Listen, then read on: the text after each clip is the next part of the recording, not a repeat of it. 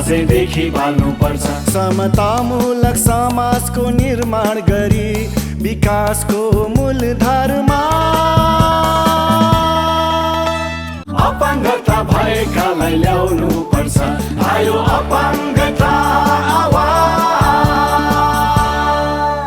आदरणीय दर्शकवृन्द नमस्कार। कार्यक्रम अपाङ्गता आवाजमा यहाँहरूलाई हार्दिक स्वागत गर्न चाहन्छु। म भूमिकला पौडेल। यो कार्यक्रम सञ्चार तथा सूचना प्रविधि मन्त्रालय र एबिलिस फाउन्डेसनको सहयोगमा नेपाल अपाङ्ग मानवाधिकार केन्द्रले तयार पारेको हो। अपाङ्गताको सवाल तथा अपाङ्गता भएका व्यक्तिहरूको समग्र विकासमा सबै पक्षको ध्यानाकर्षण गराउनका लागि नेपाल टेलिभिजनको पर्दामा प्रत्येक बिहीबार साँझ 6 बजे कार्यक्रम अपाङ्गता आवाज प्रसारण भइरहेको छ। आजको कार्यक्रममा हामी एक विशेष रिपोर्ट र अन्तर्वार्तात्मक सामग्री हाम्रो 5 प्रश्न लिएर उपस्थित भएका छौँ। स्थानीय स्तरमा अपाङ्गताको सवाललाई अगाडि बढाउनका लागि स्थानीय स्तरमा खोलिएका सङ्घ संस्थाहरू तथा अपाङ्गता सम्बन्धी सञ्चालन गरिएका कार्यक्रमहरूको अत्यन्तै ठुलो भूमिका रहन्छ, जसमा स्थानीय निकायहरूको सहयोग र साथको पनि अझ बढी महत्त्व रहन्छ। त्यसैले आजको कार्यक्रममा हामी यसै सन्दर्भलाई लिएर एक विशेष रिपोर्ट प्रस्तुत गर्दैछौँ। अपाङ्गताको सवालमा काम गर्नका लागि स्थानीय स्तरमा अपाङ्गता सम्बन्धी काम गर्ने सङ्घ संस्थाहरूले आफ्नो तर्फबाट विभिन्न पहल गरिरहेका छन्। अपाङ्गताका सवाललाई अगाडि लैजाने कार्यमा सहयोग गर्नका लागि स्थानीय निकायको साथ सबैभन्दा महत्त्वपूर्ण र अनिवार्य हुन्छ। स्थानीय सरकारको हकमा झापाको दमकलाई हेर्ने हो भने हामी चाहिँ यसलाई एकदमै सकारात्मक र राम्रो रूपमा चाहिँ जनप्रतिनिधिहरूलाई बुझाउन सकेको अनुभूति गरेका छौँ। उहाँहरूले हाम्रा हरेक इस्युहरूलाई त्यहाँ रहेको अपाङ्गता अधिकार ऐनले व्यवस्था गरेको स्थानीय सरकारको स्थानीय समन्वय समिति छ। त्यो स्थानीय समन्वय समिति मार्फत अपाङ्गता भएका व्यक्तिलाई आवश्यक पर्ने सबै किसिमका समस्याहरूको सम्बोधन हुने गरी त्यहाँ चाहिँ एजेन्डाहरू प्रस्तुत हुन्छन्। त्यहाँ चाहिँ विषयगत कुराहरूलाई उठान गरिन्छ र ती विषयगत कुराहरूको पहिचान गरेर समस्याको पहिचान गरेर त्यसलाई टुङ्गो गर्ने र त्यसलाई कार्यान्वयनमा लाने गरेका छौँ र अरू समस्याहरूलाई हामी श्रेणीगत रूपमा त्यसलाई चाहिँ वर्गीकरण गर्छौँ, त्यसै अनुसार कार्यान्वयन गर्ने गरेका छौँ। अपाङ्गता सम्बन्धी काम गर्ने स्थानीय सङ्घ संस्थाहरूको काम गर्ने क्रममा आफ्नै अनुभव रहेका छन्। कुनै स्थानीय निकायले उनीहरूलाई सहयोग र साथ दिइरहेका छन् भने कसैले वास्तै नगरेको पनि अनुभव रहेको छ। 3 तह जब सरकार बनिसकेपछि स्थानीय तहलाई नै पहिलो प्राथमिकतामा चाहिँ अपाङ्गता भएको व्यक्तिहरूलाई चाहिँ स्थानीय तहबाट बजेट छुटाउने भन्ने चाहिँ छ।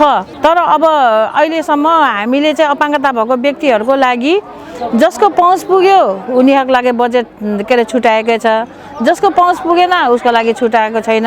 नेपाल सरकारले केन्द्रीय तहमा चाहिँ अथवा सङ्घीय तहमा चाहिँ एउटा अपाङ्ग समन्वय जो निर्देशिका बन्नु छ त्यो चाहिँ बनिसकेको अवस्था चाहिँ छ। तर प्रदेशमा अहिले पनि त्यो निर्देशिका बनि नसकेको कारणले गर्दाखेरि बजेट विनियोजन गर्नमा चाहिँ दबाब पुगेको छैन जस्तो लाग्छ। यो स्थानीय तहले बजेट पढाइले छुट्याएको पनि छैन। हाम्रै स्थानीय तहको लिनु त्यसले छुट्याएको छैन। प्रदेश नम्बर 2 को कुनै नगरपालिकाले 2 लाख 1.5 लाख रुपियाँ छुट्याएछ, त्यो पनि आफ्नै मान्छेलाई दिने। यो परिचय पत्रको पनि एकदम समस्या छ के सर, पढेको पनि छैन, हेरेको पनि छैन। अहिलेसम्म सर एडभोकेसी गर्दा जाँदा यस्तो हेरेको पनि छैन, गरेको पनि छैन। अब छलफल त हुन त परिषदमा हामीले चिठी काट्छौँ कि हाम्रो पनि अपाङ्गको कार्यक्रम उपलब्ध गराइदिनु, व्हीलचेयर, ट्राइसाइकल, बैशाखी, त्यो सहायक सामग्री वितरणको लागि उहाँहरूले अब छुट्याइदिँदैन। अपाङ्गताको सवालहरूलाई अगाडि लैजानको लागि स्थानीय तहमा अपाङ्गता भएका व्यक्तिहरूको प्रतिनिधित्व हुनु नै पर्ने आवश्यकता महसुस गरिएको छ। त्यसै गरी जनप्रतिनिधिहरू लगायत सम्बन्धित सबैलाई स्थानीय तहमा अपाङ्गताको सवाल बुझाउन अत्यन्तै जरुरी छ। 753 वटा स्थानीय तहमा हालसम्म अपाङ्गता भएको व्यक्तिको प्रतिनिधित्व छैन। प्रतिनिधित्व नभएको कारणले गर्दा हामीले आफ्नो माग अनुसार बजेटहरू प्राप्त गर्न सकेका छैनौँ। किन गर्न सकेका छैनौँ? त्यो बजेट छुटाउने कुरामा हामीसँग कुनै किसिमको सल्लाह सुझाव मार्गदर्शन त्यस केही पनि हुँदैन, किनभने हाम्रो त्यहाँ प्रत्यक्ष प्रतिनिधित्व छैन। त्यो प्रत्यक्ष प्रतिनिधित्व नभएको कारणले गर्दा अहिले स्थानीय तहमा अपाङ्गता भएका व्यक्तिको निम्ति बजेट छुटाउन सकेको छैन र काम गर्नहरूलाई निकै गाह्रो भइरहेको छ र स्थानीय संस्थाहरू मुर्झाएर गएको अवस्था छ, किनभने त्यो बजेट छैन। अहिले बजेट नभएको कारणले गर्दा स्थानीय संस्थाहरूले कार्यक्रम नपाएपछि बन्द भन्ने अवस्थामा पुगेको छ। जुन प्रतिनिधिहरूले उहाँहरूले चाहिँ अपाङ्गता सम्बन्धी उहाँहरूलाई नै ओरिएन्टेसन छैन।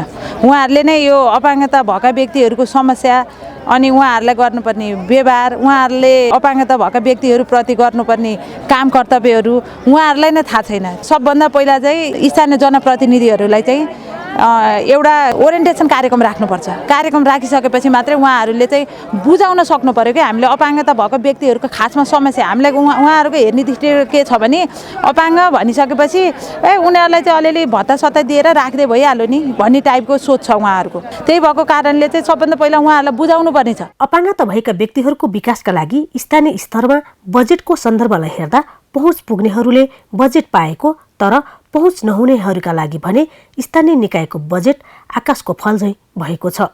त्यसैले यसतर्फ सम्बन्धित निकायको ध्यान जान अत्यन्तै जरुरी छ। स्थानीय तहले अहिले अब कार्यक्रमहरू अपाङ्गता भएको व्यक्तिहरूको संस्थासँग अलिक समन्वय गरेर कमै गरिरहेको देखिरहेको छौँ हामीले पनि होइन। यो विषयमा स्थानीय तहसँग हामी समन्वय पनि गरिरहेछौँ, उहाँहरूसँग छलफल गरिरहेछौँ। उहाँहरूको भनाइअनुसार के छ भनेदेखि निर्देशिका नीतिहरू चाहिँ अब पर्याप्त नभएको र त्यो अनुसार समन्वय गरेर अगाडि बढ्ने वातावरण नभएको हुँदाखेरि हामीले त्यो गर्न सकेका छैनौँ भनेर उहाँहरूले पनि अनुभूति गर्नुभएको छ होइन। र यो सन्दर्भमा बजेटहरू स्थानीय तहले छुट्याएकै छ, पक्कै पनि छुट्याएको छ, तर पर्याप्त मात्रामा छुट्याएको छैन। तर त्यसको कार्यान्वयन पक्ष चाहिँ फेरि छैन। कार्यान्वयन पक्षमा अपाङ्गता भएका व्यक्तिहरू अनि अपाङ्गता भएको व्यक्तिहरूको संस्थासँग उहाँहरूले समन्वय नगरिकन उहाँहरूले जसरी बुझ्नुभयो, जसरी देख्नु भएको छ आफ्नो हिसाबले कार्यक्रमहरू गरिराख्नु भएको छ, जुन चाहिँ अपाङ्गता अभियानमा अथवा अपाङ्गता क्षेत्रमा त्यो चाहिँ राइट बेस ट्र्याकमा छैन। केही स्थानीय तहहरू यस्ता पनि छन् पुरानो अपाङ्ग परिचय पत्र खिचेर नयाँ अपाङ्ग परिचय पत्र दिनुपर्ने त्यो सम्म दिन सकेका रहेनन्। मैले यो 2-4वटा गण्डकी प्रदेशको पालिकाहरू भिजिट गर्दाखेरि त्यो अनुभव गरेँ। स्थानीय तहले आफ्ना कुराहरू समेट्न सकेको छैन। आफ्ना कार्यक्रमहरूमा अपाङ्गता भएका व्यक्तिहरूलाई खालि उही पुरानो मोडलमा खालि तालिम दिने, अपाङ्गता भएका व्यक्तिहरूलाई कार्यक्रम ल्याउने भन्ने बित्तिकै खालि तालिम दिने, खालि परिचय पत्र बाँड्ने मात्रै होइन। अब अपाङ्गता भएका व्यक्तिहरूको स्वास्थ्य अवस्था र शिक्षाको अवस्था सँगसँगै आर्थिक समृद्धिको कुरा त हामी गर्छौँ नै, स्वास्थ्य र पुनर्स्थापना अहिले महत्त्वपूर्ण सवाल हो भन्ने मलाई लाग्छ। अपाङ्गता भएका व्यक्तिहरूले स्वास्थ्य उपचार नपाएको कारणले उहाँहरूको स्वास्थ्य अवस्था दिन प्रतिदिन गम्भीर हुँदै गइरहेको, अपाङ्गताको प्रकृतिभित्र पनि उहाँहरू त्यो कारणले गर्दाखेरि चाहिँ अझै अप्ठ्यारो अवस्थामा पुग्ने परिस्थिति चाहिँ मैले देखेको छु। अपाङ्गताको सवाललाई प्राथमिकतामा राख्नका लागि व्यवस्था गर्ने तथा यो क्षेत्रको विकासका लागि बजेट छुट्याउनलाई अझै पनि कन्जुसै गर्ने हो भने अपाङ्गता भएका व्यक्तिहरूलाई विकासको मूलधारमा ल्याउने उद्देश्य कसरी पूरा गर्न सकिन्छ होला? यो सवालमा स्थानीय निकाय एकदमै गम्भीर हुने बेला भइसकेको छ। बजेटको विषयमा भन्नुपर्दा हामी अपाङ्गता भएको व्यक्तिहरू जो राज्यबाट पीडित छौँ र अहिले थोरै मात्रामा मात्रै सम्बोधन गर्ने चाहिने एउटा काम भइराखेको छ। यो हामीमा यस्तो किसिमको कुराहरू हुनु भनेको हामी आफै पछाडि पर्ने जस्तो मलाई लाग्छ। किनभने सरकारले यो बजेट दिने, बजेट हामीले दबाब गरिदिएपछि बजेट प्रतिशतको आधारमा छुट्याउने, यति रुपियाँ बजेट भनेर छुट्याउने, यो कुराहरू चाहिँ यो हुनु हुँदैन जस्तो लाग्छ। किनभने सरकारले स्वतःस्फूर्त रूपमा चाहिने यो अपाङ्गता क्षेत्रमा भएको कुरा यो पनि एउटा नागरिक हो, एउटा वर्ग हो, यो पीडित वर्ग हो भनेर हरेक वर्गको लागि छुट्टिन्छ। यो स्थानीय तहले हामी चाहिँ व्यक्ति होइन, समाजका एउटा नागरिक होइन, यो चाहिँ एउटा वस्तु हो भन्ने जस्तो किसिमले चाहिँ हामीलाई व्यवहार गरिन्छ। त्यो व्यवहारलाई देख्दाखेरि कता कता मन दुख्ने, पीडा हुने, भित्रभित्र पीडा हुने कामहरू चाहिँ हुन्छ। कार्यक्रमको दोस्रो चरणमा अब हामी प्रस्तुत गर्न गइरहेका छौँ अन्तर्वार्तात्मक सामग्री हाम्रो 5 प्रश्न। हाम्रो 5 प्रश्न। अपाङ्गता भएका व्यक्तिहरूका सवालमा गैर सरकारी संस्थाका महासङ्घका अध्यक्ष जितराम लामाज्यूसँग आज हामीले केही कुराकानी गर्दैछौँ। जितराम सर, हाम्रो स्टुडियोमा यहाँलाई स्वागत गर्न चाहन्छु। धन्यवाद, नमस्ते। जितराम सर, यो जस्तो छ नि, यो हामी अपाङ्गता क्षेत्रमा काम गर्छौँ, विभिन्न सङ्घ संस्थाहरू छन्। हजुर त हाम्रो यो अपाङ्गता यो सङ्घ संस्थाको त हाम्रो चाहिँ अभिभावक पनि हो, गैर सरकारी संस्था महासङ्घको अध्यक्षज्यू भनेको, महासङ्घ भनेको। अझै पनि यो अपाङ्गता क्षेत्रमा काम गर्ने सङ्घ संस्थालाई चाहिँ नि केही आइएनजिओहरू, केही साझेदारी संस्थाले होइन यो हाम्रो प्राथमिकता छैन, हाम्रो यो इस्युमा पर्दैन, हामीले यो अपाङ्गता क्षेत्रमा छैन, तपाईँ अर्को संस्थामा जानुहोस् न, त्यो संस्थाले काम गर्छ, त्यो संस्थामा भेट्नुहोस् भन्नुहुन्छ। उहाँले चाहिँ काम गर्नुपर्ने होइन र अध्यक्षज्यू अलिकति बताइदिनुहोस् न। गैर सरकारी सङ्घ संस्थाहरू भनेको चाहिँ विशेष गरी समुदायको जो समस्यामा परेका छन्, जो पछाडि परेका छन्, त्यो समुदायको हितको लागि काम गर्ने संस्था हो। यो समुदायको आर्थिक, सामाजिक, सांस्कृतिक, राजनीतिक हरेक परिवर्तनमा यसले अग्रणी भूमिका निर्वाह गर्दै आइरहेको छ। त्यो समुदायको सर्वाङ्गीण विकासको सन्दर्भमा हरेक कुना काप्चामा, देशको सबै क्षेत्रमा, भूगोलमा र सबै वर्ग सम्प्रदायको हितको लागि यसले काम गर्छ।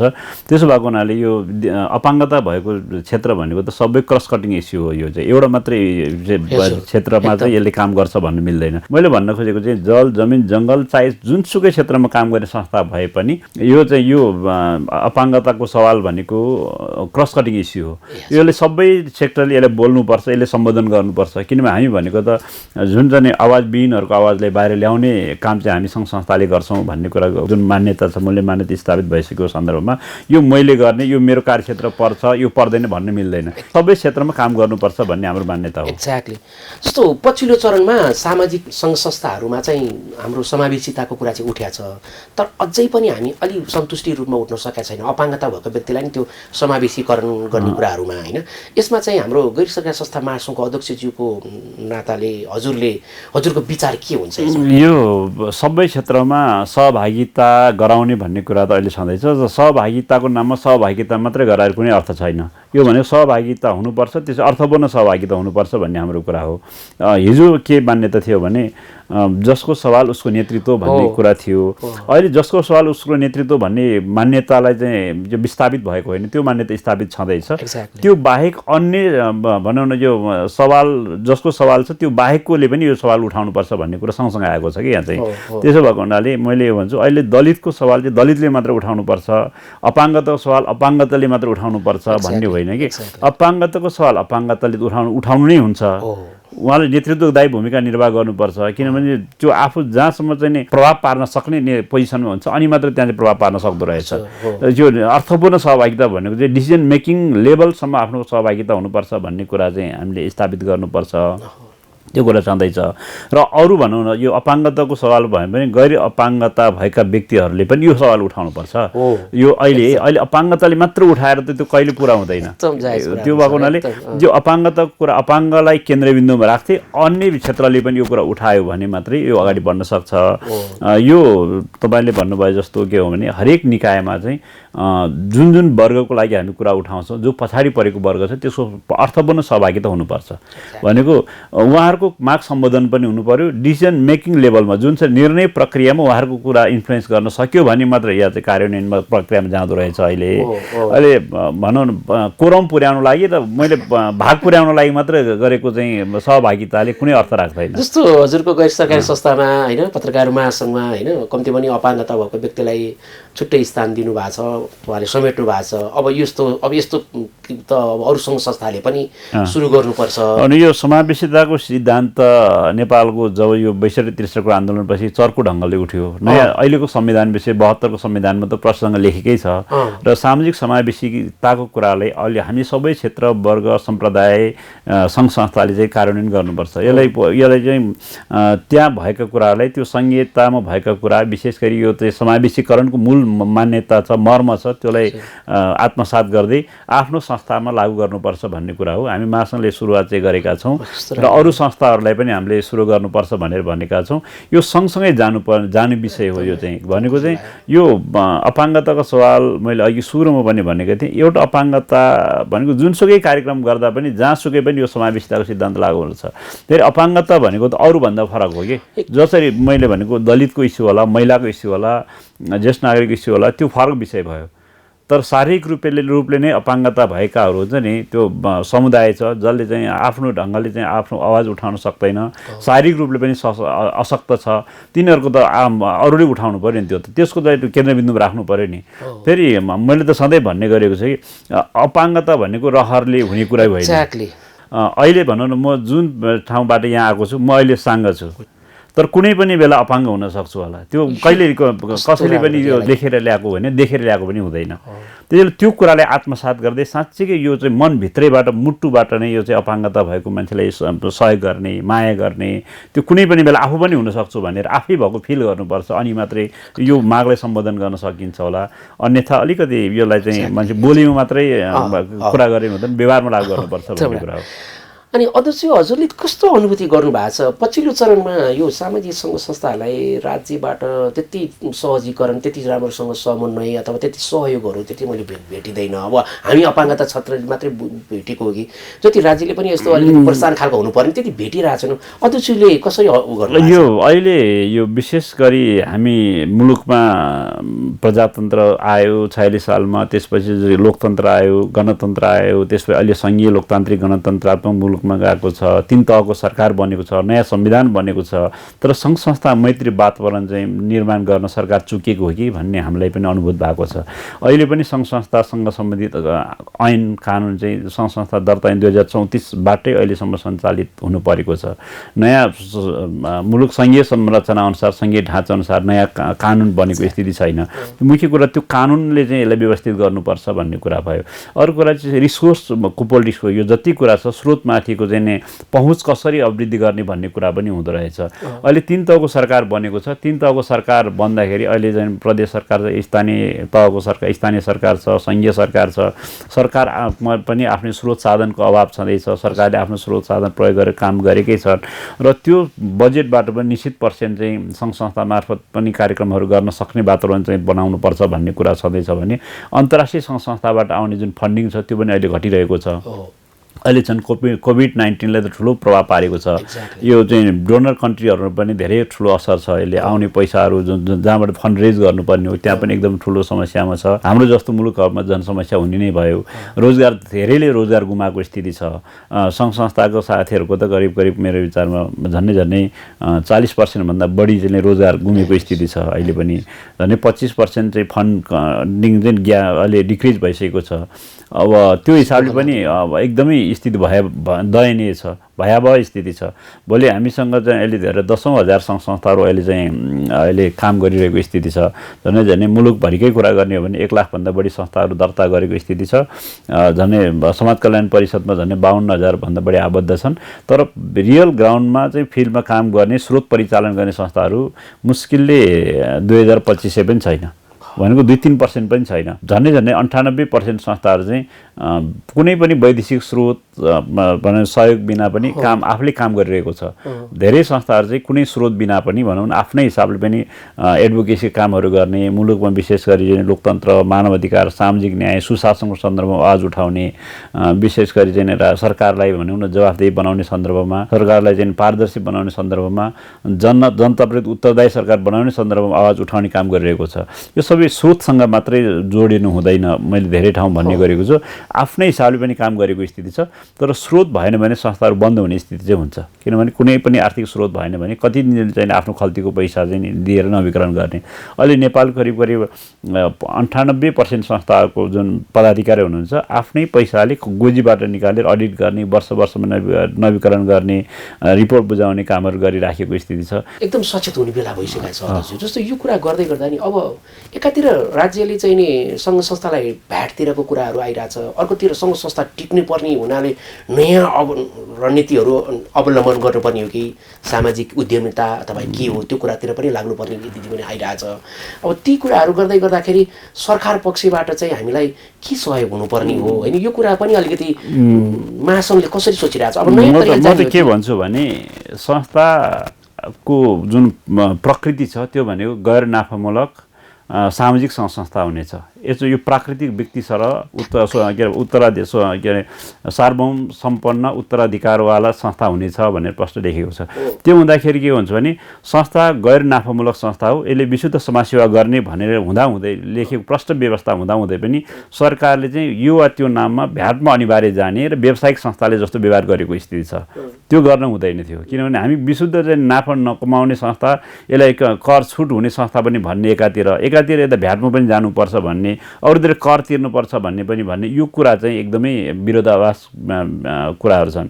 त्यसलाई पनि सरकारले के हो भने यसलाई चाहिँ अलिकति समयमा विचार गर्नुपर्छ भन्ने कुरा हो। किनभने अहिले 1 लाख रुपियाँ भन्दा बढीको कारोबार सरकारसँग बाट चाहिँ कारोबार गर्नु पर्यो भने चाहिँ भ्याटमा अनिवार्य रूपमा जानुपर्ने भनेर एउटा पोलिसी छ यो सार्वजनिक खरिदमा।